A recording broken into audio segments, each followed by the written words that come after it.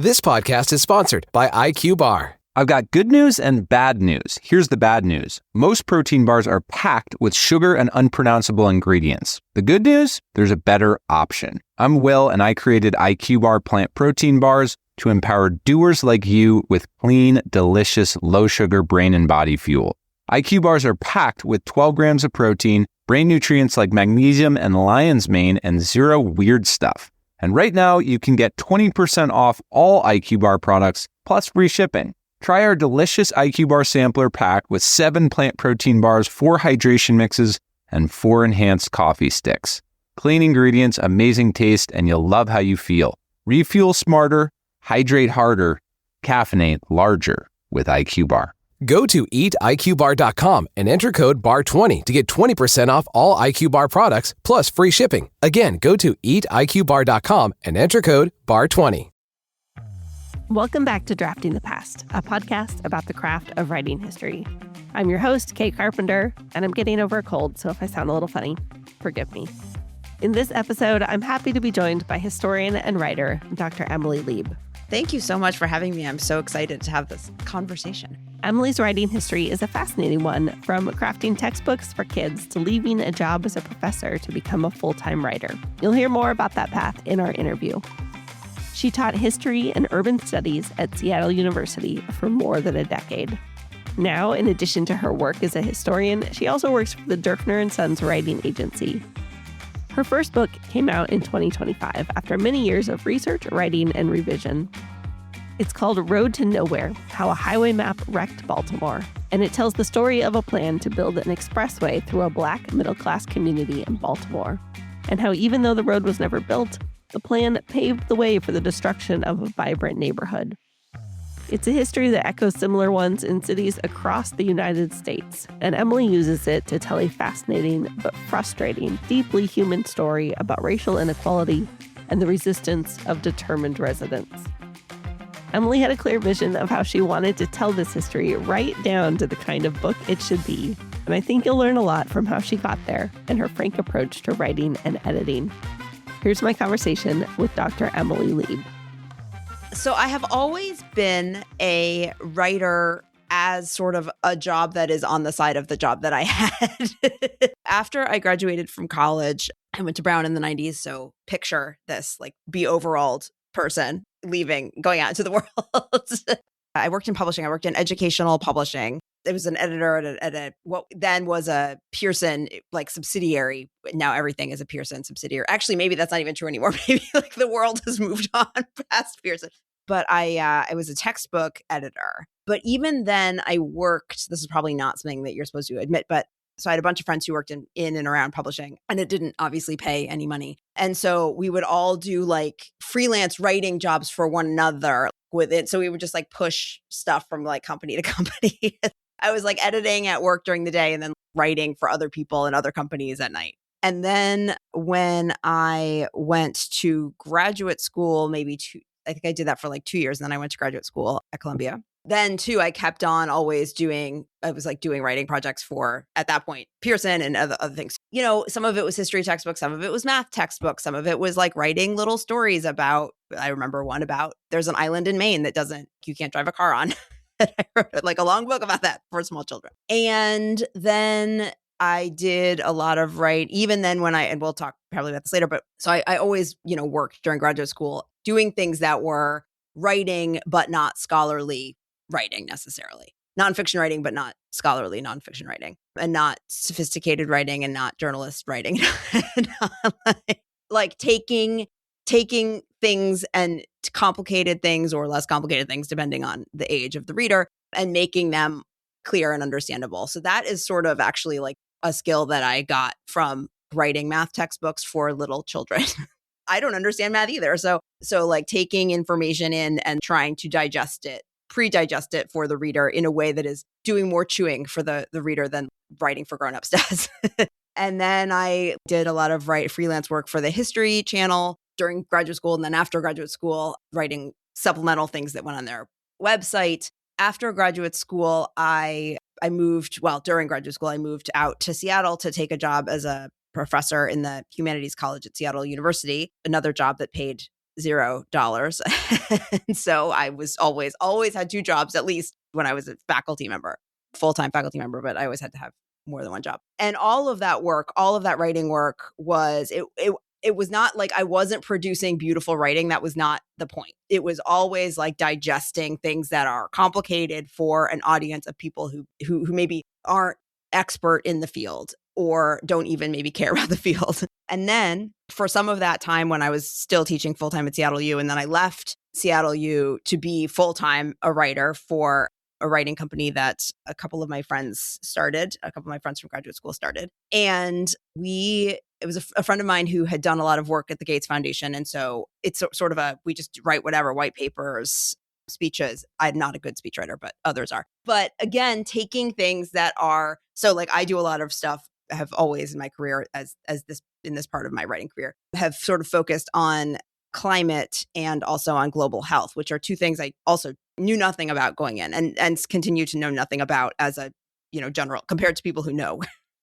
But again, like the skill that I got from that, and I think has served me really well, although I don't know that I would have necessarily known this. But again, it's the same idea as writing math textbooks for little children. It's just like, taking hard to digest scholarly pieces of writing or taking scholarly research or whatever it is and translating it into something that people who are like a little bit interested in the field might be able to read and digest and understand. Like, what is it that we're talking about when we're talking about, primary healthcare in Kenya? Like, what is important here? Or what is important here about methane mitigation in, the EU or whatever, for people who maybe know a little bit about those things, but aren't necessarily like completely consumed in the field. So again, those are things that I'm not writing for like beautiful prose in that work. I'm writing for clarity, and I'm writing for, and like any writer, and in fact, like any writer who writes more beautiful things like journal,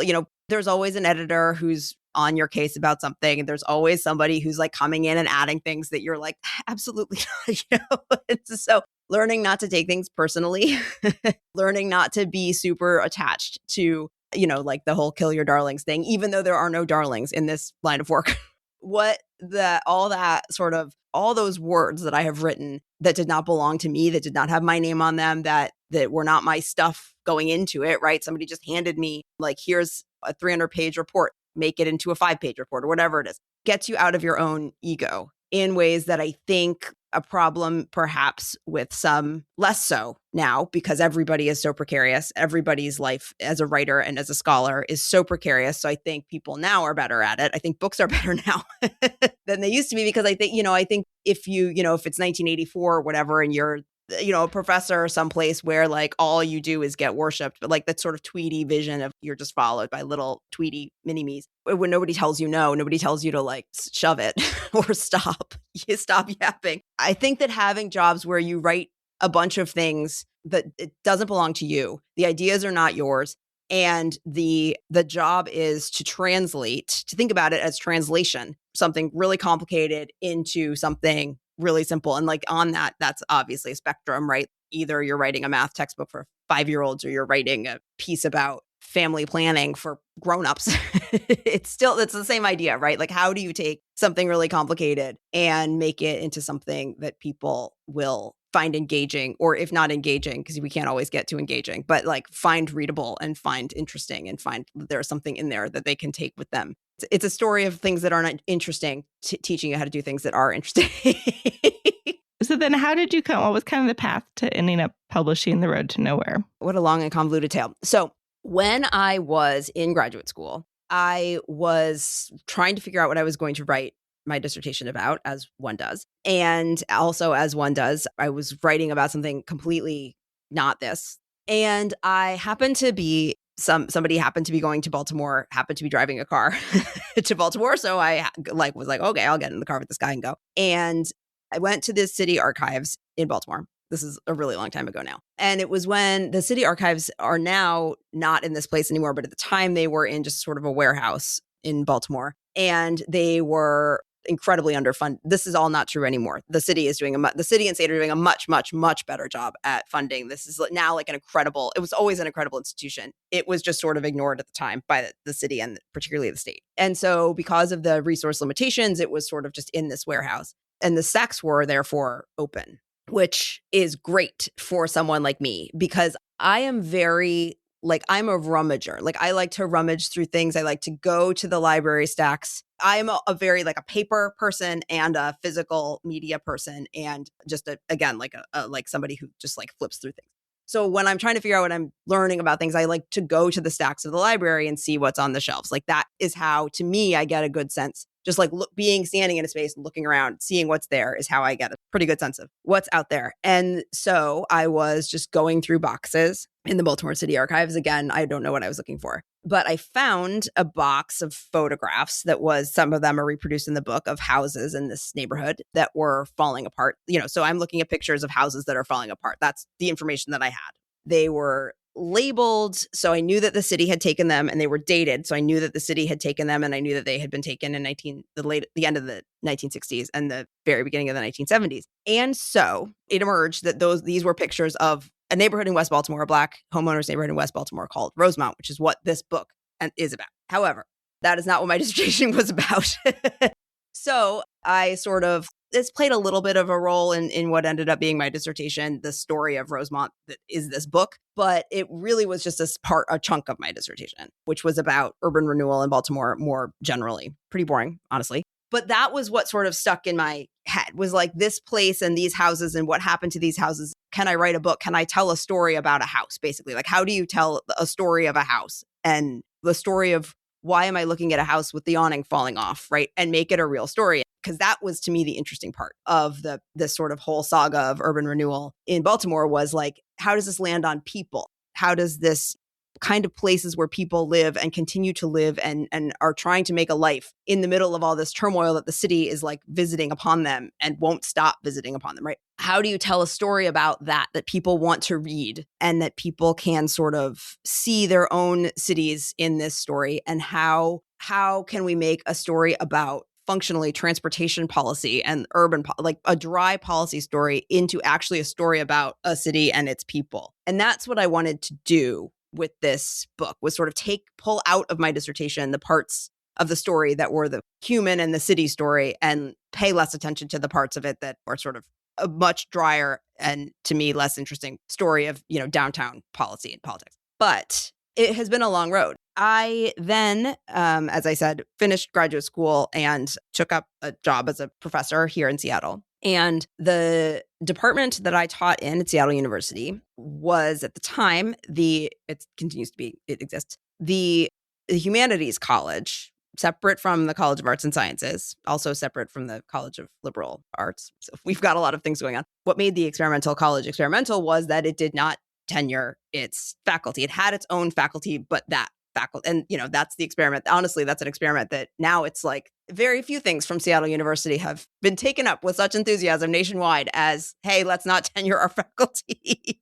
So I had it was a full-time job, same as any other faculty job, but it was not a tenure line job. It was just a full-time job. The expectation was that you were doing all of the things that you would have been doing if you had been in a tenured or tenure line job, including research and writing. But of course, there was no support for that work in the job contract. So you're teaching, it was quarter system. So you're teaching, up to 7 or 8 classes a year, but then also in your contract isn't, hey, go be a scholar, but you have to go be a scholar. So I picked this book up and put it down a million times in the time that I was a full-time faculty member, which was maybe 15 years or so at Seattle U. Maybe not quite that long, a number of years. And the thing that is interesting, or was interesting at the time, I don't know that this would necessarily still be true because the landscape of academic work is so bleak. But one of the things that I needed to figure out is, like, when I come back to this book and write this book, am I writing a book that is like a tenure book? So am I going to try to take this book and go on to the job market, try to get the kind of job that, I think we were all sort of trained to expect, or not to expect, to get, right? It's a tenure track job at a whatever, which is a different book than this book, I think. So I started out kind of thinking that that was what I was going to do. So I started out writing one version of that book, which is, I think, closer to what the dissertation was. And then as time passed, it became clear that enough time had passed that I was not ever going to be on a tenure track job market because I had then had a lot of experience, right? So nobody would have wanted to hire me as a, like a first year professor. And so then it was like, okay, well, now it's a different book. So now I got to figure out, one, am I going to write this book? And then two, if I am, what kind of book is it going to be? Because it doesn't have to be the kind of book that I thought it had to be. And by the way, one of the things about, writing that tenure track book or that tenure book is that one of the things it mostly needs to be is done. And so like having that kind of fire under your butt, I didn't have. And so I had lots of time to sort of think about, and again, this is terrible advice. Listeners, do not take this advice. But sort of thinking about, okay, so what am I trying to do by publishing this book, right? What am I trying to accomplish here if it's not about a teaching job? It's not about academia. It's not necessarily even anymore about intervening in a scholarly discourse as much, because it doesn't have to be. And that's not something that I was ever particularly interested in doing anyway. Like I wanted to write a book that people wanted to read. I wanted to write a book that explained something hard in a way that was clear. I wanted to write a book that was short. I wanted to write a book that was like a real book. And I wanted to write a book that I was proud of. I have seen a lot of friends who, again, this is not a knock on them. This is like the economy of scholarship, is they had to just quickly write things, right? And like be done with it. And we're not happy with the results necessarily, again, because of the speed of which it had to happen. If I in the end was writing this for me, then I didn't want to feel like I could have done it better, or I didn't want to feel like I wasn't proud of it. If it had been something that I needed to get done in order to get tenure at Reed or something, then I would have done that and it would have been fine. But I wanted to feel like I wrote the book that I wanted to write, which I was very fortunate to be able to have done because I had the time and the space and the money, because I had a job. I then got another job, which is another huge piece of this, I think, that we need to really acknowledge. I think everybody who's listening to this acknowledges it, but I think the world of academia needs to acknowledge that this costs so much. This kind of work costs money to do. And this is a cheap version of it, because this is like me going to from a major American city to a major American city to work in an archive that is an established archive in English. I was working with documents that were recent, comparatively speaking. And so they existed. They existed many times because people didn't know they were there. Retention schedules would have said that they were destroyed, and they just weren't, which is great for me. This is like the cheapest and easiest possible version of doing scholarly work, right? Or doing nonfiction writing, I think. I don't have kids. I was able to go away for, weeks at a time to do research trips, which I love. My favorite part of doing this kind of work is being in archives. And so that brings me enormous joy. But I think like the expectations, and again, in past generations, those things have been covered by people's institutions, right? And now it's like, good luck to you unless you have a lot of free time, which I did, like a fair amount of disposable income, which I did, and a weird chip on your shoulder about getting something done, right? If you don't have the quiet engine of like rage or something pushing you forward. So I think that it is important to note, and people note this, I'm not the first person to say this, but it is always important, I think, to say aloud that this is a really expensive, really luxurious indulgence. And it should, writing books should not be an expensive, luxurious indulgence. Putting books out into the world, that's not what it should be, right? But it is. And so I think people need to maybe hear that it's not that it requires an enormous amount of privilege and resources that people don't have anymore, especially now. And so this is a huge problem, I think, for like the community of readers and writers in this world, but also, just understanding that no, that's true. Your sense that this is actually just a very expensive folly is in some ways accurate. So young listeners, take heart, I guess, or something. Your read of the situation is correct. This is very expensive and it takes a lot of time. So anyway, that is how we got, in the end, that is how we got to this version of this book, and this book generally is like a very long and winding process of picking the work up and putting it down again and letting it sit, and picking it up and putting it down again and letting it sit, which again did it a huge favor, but is not a realistic advice. I want to talk about kind of the nuts and bolts of your writing process before we get into more about the book. So when and where do you like to do your work? That's again, a terribly traumatic question to answer, because I'm a very lazy person. The other thing is I'm extremely lazy. So this all must be filtered through that lens. I am not a morning person. So I am not a person who gets up in the morning. People are always telling you to just get up in the morning and write for 2 hours before you have coffee or whatever. Just completely deranged nonsense. That is like, I need to get up and spend 3 hours working my way into the world. I couldn't possibly think in the morning. And so I am a late afternoon, like my brain is a late afternoon brain. Late afternoon to evening is when my brain really works well. It starts to work after lunch. So when I am trying to do something, like I think like many people, I have a real problem if I'm in something, if I'm writing a chapter or if I'm in the work, then I love to do it and I find it very easy to do and I love to get started on it. When I am in between pieces or like between chapters or have to start drafting something, that I will put that off for weeks. So it really depends on like where we are in the work. If it's something that I'm into, it's happening and I'm into it. Typically, this is also strange, but I have like a rotation of coffee shops that they're either on or they're not on.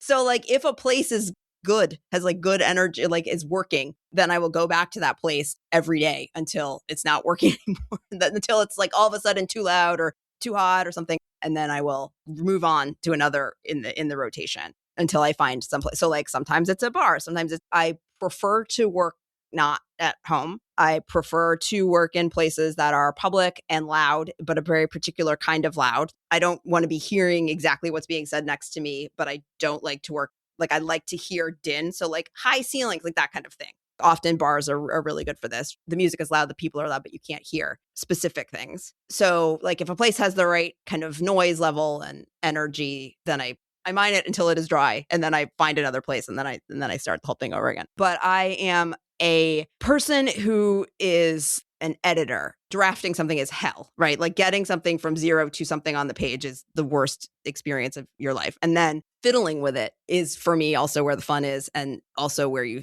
stop feeling. I mean, sometimes you'll be fiddling with something for years and it won't work. But sometimes, it just you can turn real garbage into something that is not garbage, but you've got to start. I mean, this is the, shitty first draft thing, which is classic for a reason, because it's true. You have to have something. It has to be terrible. It will always be terrible. I don't have one shitty first draft. I have like 10, like I have like many drafts that are bad. Then it will click. And like, I will sort of hear in my head a click when it's like, okay, I figured it out, right? I figure out what I'm thinking by writing. And so I never start with like, here's what I'm going to say, or like, here is the idea. Now I just have to get it down. And then I figure out what the idea is by writing through it, which again, I think is something that has been trained by all those years of working, and like, here's something that doesn't really make sense to me. And so I have to make it make sense to somebody else. But before I can do that, I have to make it make sense to myself. And I do that by writing through it.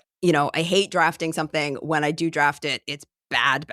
And then it stays bad for a long time. And then it eventually gets better, but it takes time. I'm not a person who can just sit down and like unfurl brilliant prose and like call it a day. How does that revision work for you? I mean, do you write it over again many times? Are you okay? I sit down, I print it out. I will keep HP in business forever because I print it out and then I just rewrite it and rewrite it and rewrite it. So very few things, nothing, I would say, survives intact through the many, many, many iterations. But yeah, I print it out, I sit down, and then for a long time, I had a particular, like a college ruled legal yellow college ruled. It has to be college ruled, not white. I would just physically rewrite it on paper and then type it in. In recent years, that has, particularly as I have come now that I'm a full-time writer for my job, my brain now works better than it did work at just editing on the computer without having to do the process of the actual handwriting. But I still print things out. I still edit them with a pen, or I still like at least flag things that need to be changed with a pen. And then, I just like rewrite and rewrite and rewrite. So sometimes I'll spend days, weeks on a paragraph because that's the key to the next thing. And if it's not clear, and a lot of the things about this book in particular is that it is explaining a lot of things that are very complicated and confusing. For example, there were a whole bunch of different roadmaps, right? The city of Baltimore and the state of Maryland produced a bunch of different plans for expressways that were going to carve through the city. Truly question mark number of them, because, and if anybody knew how many there were total, it would be me. And I don't. Like, that's how many, because everybody, every time there's a new mayor, every time there's a new city planning guy, every time they hire a consultancy and they make a new map. I would not necessarily come out and say 100% this was the point. The confusion was the point. However, I will say it is a fact that the confusion served those people very well because nobody in Baltimore ever quite knew what's the extant plan, like what's happening right now. Where is this road supposed to be? Like, what's the story? What's going on? And so that kind of back and forth, and now it's 2 blocks this way, and now it's 2 blocks this way, was part of the way that planners and policymakers diffused pushback because nobody ever quite knew what was happening. So what I did not want to do was write a book that was a catalog of all of these plans because that is boring. It is also confusing. And the point of it is not really that here's the details of these plans. So I had to sort of strike a balance between you have to have enough detail so that people understand what's happening. You have to have enough actually confusing detail so that people know it's confusing. I mean, that was actually sort of a handy thing was that there are parts of this book that are actually, I think, are a little confusing when I'm describing what's going on with a particular policy or with a particular map. And the point of that exercise is to show that it's confusing, right? Because if readers need to be a little confused because readers of the Baltimore Sun in 1964 were confused. And people who were trying to go to a public meeting about this thing in 1967 were confused. And that was, again, I will not 100% make the claim that that was on purpose all the time. But it certainly was a happy result for the people who were pushing these plans, who wanted to get these plans passed because they wanted people to not completely understand what was going to happen to them and to their communities and to their homes. The point is, it just it's rewriting, it's letting it sit, it's coming back, seeing what is confusing, what is not, what works, what does not work, which again is not useful advice for people who are sane and would like to get things done in a timely fashion. Are there ways that you organize your research and writing? Do you use any specific tools? I do not. I am just old enough that all of these things that people love, that, all the sort of different ways that you can file your stuff and your computer, like find things, imagine being able to find things. I'm like just a little too old to use those. What I do is I take my research. Also, I now have moved on to, like everybody else, I take picture, photo, digital, like on my phone in the archives. But if I had my druthers, I would still photocopy things. My brain works best on paper. Ideally, what would happen is I would come home with photocopies of like a zillion things from the archive. And then I just sit down and I basically take notes in a shape, notes in a okay, so this is chapter 3 or whatever it is. And then I just sit down with the sources and I go through and I just basically block quote, type in block quotes. And I always tell my students, I understand how people, I don't think I did this here, I understand how people can find themselves in plagiarism situations because if you forget to put the quotes on the things that you're just typing, because I do just type into my computer from the primary documents, right? Like this is just big block quotes. Then sort of just draft little connecting me, right? Like what's the point that this is trying to make, right? So then I have notes for a chapter, like 120 pages of notes, right? I am also a person who does not have any filter on the incoming side. Anything that is maybe relevant, I put into this huge, big document. So I end up with these enormously long notes that are just, here's the quote. And then I try to have like a proper footnote in those notes because I have learned, here's a real piece of advice. You will forget where things came from. You will have taken notes 10 years ago and then your computer will die twice. And when it comes time to finalize your manuscript, you will be like, I do not know. This footnote I wrote is crazy. So I now know, do the best that you can from the beginning to actually have full footnotes with everything in your notes, because that will make your life so much easier at the end. However, I understand that if you're using these database, becomes less of an issue if you're an adult who can use technology. But I just take really long notes. I make them into a huge big block, then go through and draft a chapter out of that, and then go through and rewrite that, and then go through and rewrite it again, and then bring stuff back from the big, never delete the big doc, right? Because you bring stuff back and reshape things. And I mean, this has been in a million different versions, it has looked a million different ways. It has been put together in a million different ways, but it's sort of a puzzle, right? Then I just sort of think of it as, where's the piece that needs to go here? How do I go about filling this hole in maybe it's a hole in the research, maybe it's a hole in the writing, maybe the stuff is there, I'm just not walking the reader from A to B and I need to be, or whatever it is. Having a very critical eye is good, I think. Again, I have learned strangely to have my ego be kind of out of the writing process from all of my years of working in jobs as a writer, that I was just the vessel. It's not the ideas weren't mine. And so I am very good at seeing what's bad and not gnashing my teeth about it, but being able to be like, no, that's just bad and we got to fix it. It's terrible advice to writers to, be more self-critical. But I think that having the ability to be real about most of what we write is bad. And that is great. That is the process. That is what writing is. And you got to write the bad stuff in order to find the bad stuff, in order to fix the bad stuff. The bad stuff is critically important. It's not an accident or like that's unfortunate that it's bad. It has to be bad. That's where the thinking happens. So you got to make it better, but it has to be bad first. So you got to be able to identify what's bad. To take a closer look at how Emily brought all of this together on the page, I asked her to read an excerpt from her book. Here's Dr. Emily Lieb reading from Chapter 4 of Road to Nowhere. Highways are politics. That's especially true in Baltimore, where by happenstance, the city council was a legislative body that had to crank through the arduous process of passing separate condemnation ordinances for every leg of every proposed expressway. Since a leg was usually 10 or 20 blocks long and a block or two wide, this process required dozens of individual condemnation ordinances, each of which was supposed to follow its own public hearing.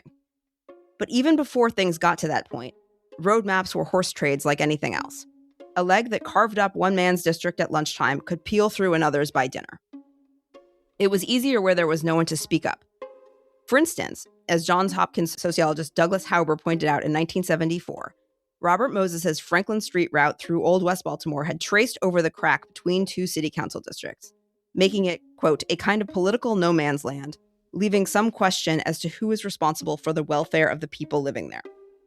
Likewise, in the middle of the 1950s, Rosemont sat at the very eastern edge of its city council district, and its residents were outnumbered by all the white voters in all the white neighborhoods to its north and west, all the way out to the city line. But weren't Baltimore's highways also supposed to be clearing its slums? Wasn't that the argument for Robert Moses's Franklin Street Expressway, and the argument for and then against the Tyson Street route? As was perfectly obvious to anyone who visited the place, and as was right then being corroborated by the fight over demolishing the RNIA's houses to build the Belmont Avenue Elementary School, Rosemont wasn't a slum. Was it? I picked this passage, which probably feels a little bit random, but I picked it because it's a great example of how you have this really engaging voice that is walking readers through what are kind of dry details, right, about what's happening here. You've talked a little bit about how your past experiences really helped with that, but how do you think about crafting that voice? That is a really good question. And thank you for being so kind about it, because yes, this is a really good example of exactly what we're talking about, which is like, how do you give people enough details that they understand what is happening, but not giving them so many details. I mean, there are versions of this that exist on my computer that this chunk is 10 pages long, right? There's like a million details that are not here and they don't need to be here. This is the right level, but you got to write the one that's like, Jesus, calm down before you can kind of get to here. This is like a very granular thing. I did try to, when it came to language that I used throughout the book, I tried when I could to use, but not overuse, kind of visceral language. So like words like carved and peel, like things that are like actually talking about what would happen to a body if it was the way that you would describe the dismemberment of a body. I think like trying to use language that is not only active, but visceral, I think helps make these kind of dry details come a little bit more alive. I tried to use try really hard not to make it purple, but to use language you can feel. But I think that, again, there is, when I say here, a leg that carved up one man's district at lunchtime could peel through another's by dinner. As I say, right, that is, in that sentence is 20 pages of information because that's what happened, but who cares? Thinking about how to balance how much detail do we really need, how much detail is necessary to understand what is going on, but also really, is it the detail that can communicate that piece of the story, or can we do that through the language? By using visceral language, words like peel or carve or whatever, can I communicate the impact of these policy choices in a way that then allows me to not actually tell you all 5 versions of the story about how it was, went through one person's district at lunchtime and then moved to another person's district. For a reader you get the point, right? Like, we understand that this is not only moving around, we also understand that this is incredibly harmful to the city, these choices that people are making, these horse trades. However, as I keep saying, this version of this piece of the story is version, 397. It takes a really long time, and you need to know so much to get it from. And this is a short book. I'm so glad. I tried really hard. I worked really hard to make it a short book. That is the thing that I'm happiest about, that it's short. But in order to write a book that isn't quite 200 pages, I needed to write a book that was 1,000 pages and then trim it down and trim it down and trim it down. That's part of the thing. Thinking about not only what we don't need in terms of detail, but also thinking about how I can use language to take a dry story and communicate to readers its import and its weight and its consequence, not just by saying that, but just by trying to, if I can, use words that suggest that. Do you have like an ideal reader in mind? Not really. I mean, I think I sort of imagine like somebody's, two. I guess there are probably two. One, an interested undergraduate. Part of what I aimed to do, and part of the reason why it was so important to me that this be short, to give young people a way of understanding the cities around them that is fairly comprehensive in its, like, we get this book moves really from the progressive era, but mostly from the 50s to the 70s. But it kind of captures the 20th century. It is a book about Baltimore. It is also a book about the United States. It is a book about, this book could be written about any city. And so giving a fairly comprehensive overview of what this arc is. And then there are many, many other extremely good books that like dig much more deeply into the individual parts of this story. So one ideal reader is an undergraduate who is trying to figure out what is the story about American cities in the 20th century. And then this is, I think, a good introduction. So that's one is like thinking about what an undergraduate would need to know in order to understand that this is a really important story. And then also thinking about, I guess there's two others. One, I think I thought a lot about people from Baltimore reading this book and people from other cities reading this book, other cities that experience very similar things. Because one of the things that is really important about this book, and one of the things that I'm really proud of, is the depth of the research in it and the diversity of the sources that I was able to find and shape this story. And so I think that one of the things that I've had a very gratifying response to this book in general, which has been great, one of the most gratifying responses has been people from Baltimore and from other cities who lived through this or something like this and are getting out of this book not just validation, but like, yes, this happened. And it happened on purpose. And it happened for a reason. And these choices that policymakers made were deliberate. They were trying to accomplish something.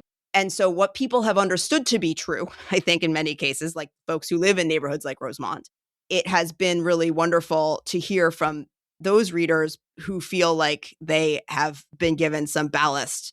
In their case, this is not telling people something they don't know. It is telling them something they do know, but it is affirming their experience with evidence in a way that I think has been really, I hope, can be really actually useful to people who are trying to make things better. So that's really important to me, is thinking about the people who lived through this and the places that have lived through this sort of confluence of abuses and events that this book describes. But then also the third kind of reader that I like to think about is just like a person who, this sounds like a child, a person who would read a book, right? One of the things that I wanted to do with this book is, and again, one of the reasons it's short, is that I did want this book to be the kind of book that people would pick up and read. It's an academic press. I made that choice deliberately, but I wanted it to be as readable, as narratively compelling, and as accessible as it possibly could be, because I wanted people to pick it up and read it and hopefully get some insight about not only just like this story and Baltimore, but what happened to American cities in the 20th century. Why are our cities in 2026 the way that they are? Why is our discourse around cities in 2026 as screwed up as it is? Well, here is one way of understanding that.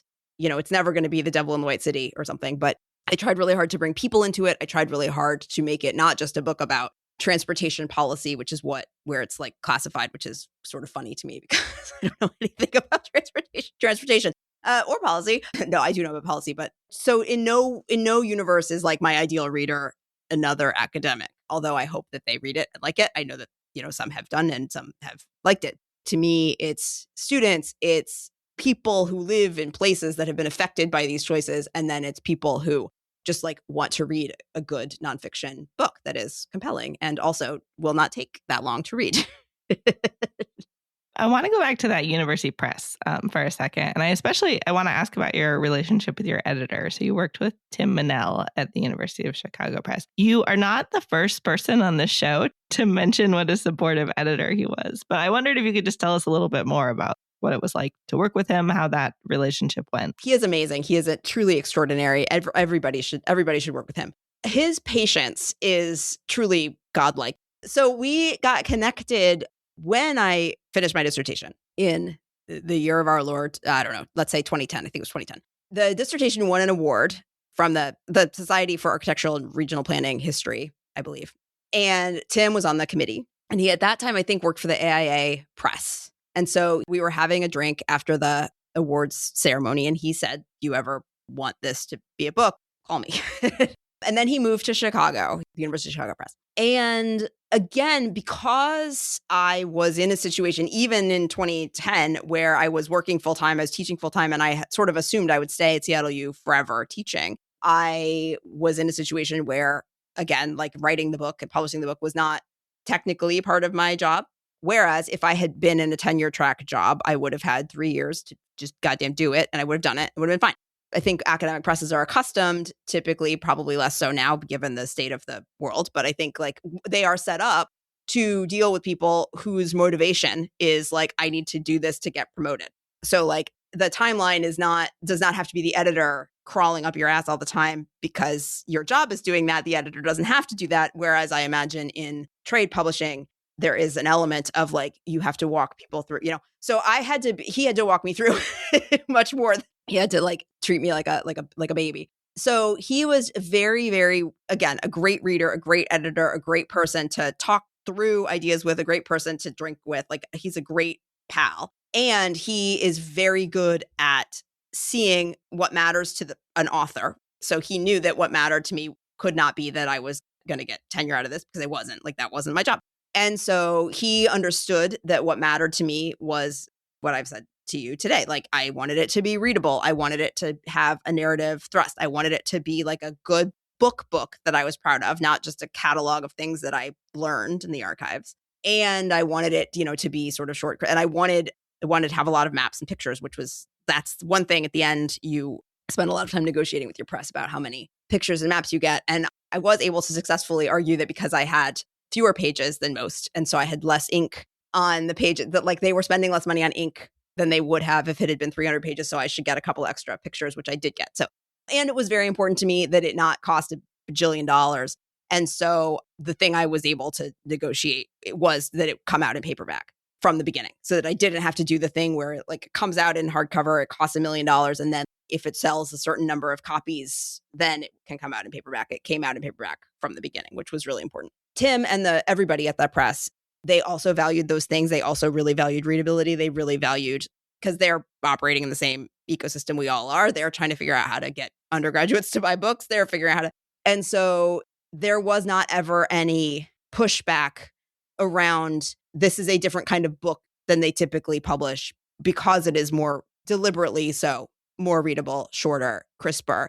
It is, again, a very archivally rich book. It has a lot of footnotes, and it is more analytical in some ways than a trade book would be, but not that much. I mean, it's closer to a trade nonfiction book than a lot of the books that they publish, very deliberately so. That's why he's such a great editor. That's why people love him, because he hears what you want to do with your book, and he sees how that can overlap with the interests of the press, and he lets that happen. So not every book that he has a hand in is the same book, right? It's like they're all very different, and they all reflect what is important to writers. And again, I think that is obviously a huge skill in this particular publishing economy, because not everybody has the same goal as they might have had in 1982 at a university press. Publishing with Chicago has been very helpful in that it has given me kind of like external legitimacy in a way that, had I published with a trade press, as somebody who no longer works really in the academy would have done.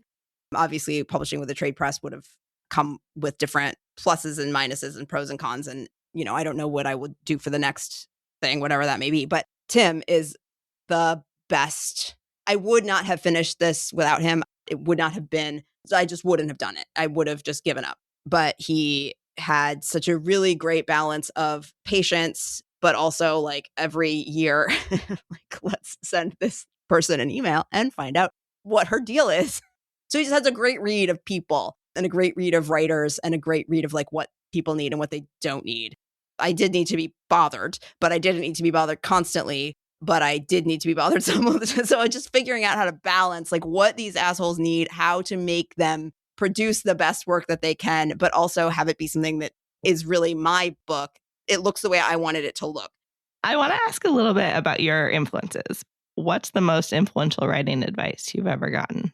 I think it might be that like totally cliched Anne Lamott, shitty first drafts thing. Like you have got to be okay, not only be okay with, it is essential to the process that you write things that are bad and that you learn to understand why things are bad and why you learn to understand how to make them better. You can't, if you think, and this is something I think students have a lot of trouble wrapping their heads around because they are trying to do things fast. I mean, I also was in college. I also wrote papers the night before. I'm not saying that that's going to stop. But the idea that like, this is garbage. You are going to write something and it is going to, and it is by definition bad, is something that I think is hard for people to learn. That is not an indictment of you. That is not an indictment of your writing. It is the process. It has to be there. It has to, the step where you write something that isn't any good has to happen. And your job as a writer is to then take from that draft. But if you are writing for something good from the beginning, you're not going to get there. And I think also, I went to college, again, just long enough ago that my professors in college were, I had a professor, Jack Thomas at Brown, who was he was very elderly he was like a cartoon of the typical like New England history professor. And you would give him papers and he would like cross out pages and just write no. The way that my college professors were able to interact with my writing in college is something that I don't think can happen anymore for a number of reasons, most of which are quite good. But I do think we have lost something when Jack Thomas crossed out 3 pages of a paper and wrote like, absolutely not. No, he wasn't saying you're dumb. He wasn't saying you should walk into the river. He was saying this isn't good. And like, that's okay. and that you're looking around and that everybody, has stuff crossed. So the kind of reader that is, no, this is not right. Like, this is bad. Again, for great reasons, we should not be treating students writing this way anymore. But that way of thinking about, well, sometimes it's just, this is a no. And you're going to got to go back to the drawing board on this one, sister. That's good advice. You have to like learn to be insulted a little bit, learn to be, I mean, it stings, sure, obviously. But, okay, well, now we do it better. Like, let's figure out why this was bad. And also, I think, again, I'm old, right? But I think that there's something too, like, I got to figure out why it's bad. He's not going to write me a 3-page letter about why he crossed out that page. I got to figure out what was a no about that.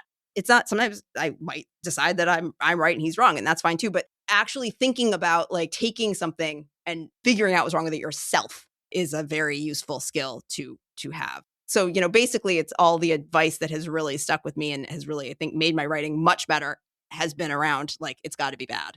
And that's fine. I like that. Who do you read for inspiration? Are there other writers that you turn to? Have you read anything good lately? I try really hard to read, like everybody. I mostly just read the internet at this point in time, which is terrible. And I get really like, when I get back into reading, I read voraciously. I am a very fast reader, so that's good. And I read a lot of trashy things. So that's also good, right? So I read really wide. Like I read, I love detective fiction. I love like just any kind of, and so I think that helps. Part of like, just how do other people put together other kinds of things that have nothing to do with this kind of thing. I will say one thing that is not good is that as somebody who is not in the academy anymore, I am not actually at all up on what are other people publishing in the field. So I cannot say I'm like up on what's been published, this month in the field of American urban history, which is not good. I try to read really widely. Just the other day, I was giving a talk in Portland, and we were talking about James Rouse, who appears a little bit in the book. He's a developer. So he's a Baltimore developer, but he is the guy who kind of invented the festival marketplace, like the Inner Harbor in Baltimore, Faneuil Hall in Boston, that kind of urban public spaces of the 1970s. And so I was recommending, we were talking about Rouse and talking about Faneuil Hall, and I was sort of remembering that there was a Calvin Trillin piece in the New Yorker from the 70s called, I just found it, so I could tell you what it's called. I was like, it's about exposed brick. It's called Thoughts Brought On by Prolonged Exposure to Exposed Brick from May 1977. And it's just an essay about, it's Calvin Trillin, so it's funny. He is a reporter, so it's a reported piece. He traveled around to Faneuil Hall and to, St. Louis, to all these kinds of places to talk about the phenomenon that was the 1970s phenomenon of everything was in an old warehouse and everything had, as he says, exposed brick, like that came from buildings that got knocked down in Rust Belt cities and then trucked to yuppie bars and made into the wall where they hung the ferns and, served you whatever, like a sun-dried tomato. So that kind of writing actually is really nonfiction writing, reportage, which I don't do. I'm terrible at reporting. I wish I was good at it, but I'm not. But writing that is, this is the New Yorker, right? It's Calvin Trillin.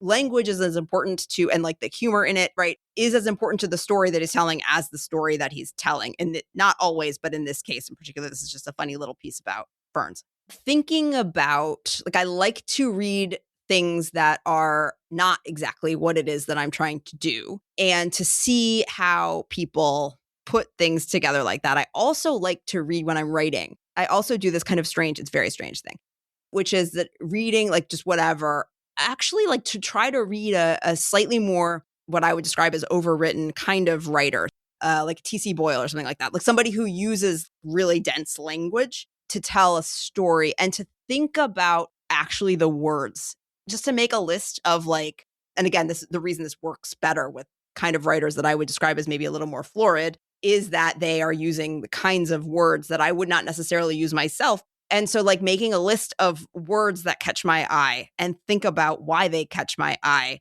I don't ever use the words on the list, but I do like to kind of, if I'm eating lunch, I read 50 pages of a novel or whatever, and then I think about why those 5 words caught my eye in this thing. And maybe it's because it's, okay, that's way too much. We got to dial it back. But maybe it's because what about this word caught my eye? And then I can think about how to, again, not use necessarily those words, but to think about how to use different words when I'm editing. How do we make verbs better? How do we make adjectives be useful? Not use too many, but use enough that you can get a sense of the place, you can get a sense of the feel of the place or the time. And so writers who are sort of writers first are really good to read, I think, when I am writing, as opposed to people who are trying to get, obviously everybody's a combination of these things, but thinking about prose, writers who think about prose first, as opposed to writers who maybe think more about, okay, so this is the research and here's what I'm telling you. It's helpful to me when I'm writing.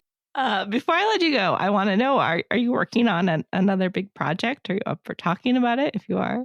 I don't really know. I have to have a better answer to this question. I have been thinking a lot about, I live in Seattle now, and I have been thinking a lot about historic preservation, because here in Seattle, as some listeners may know, and many cities as well, but Seattle is kind of one of these cities, we are really weaponizing the language of historic preservation here to keep the city sort of, in my opinion, stuck in an amber, kind of stuck the way, to keep density out, to keep apartment buildings out, to minimize the use of this is a very suburban city, and to keep it that way. And one of the ways we've been keeping things that way is by deciding that things are historic, capital H, historic, and which they, may be, but thinking about how we are using historic preservation here as a weapon so I'm thinking around something about the history of historic preservation, which people have worked on. Again, if they've worked on it recently, I certainly don't know about it, but I will find out.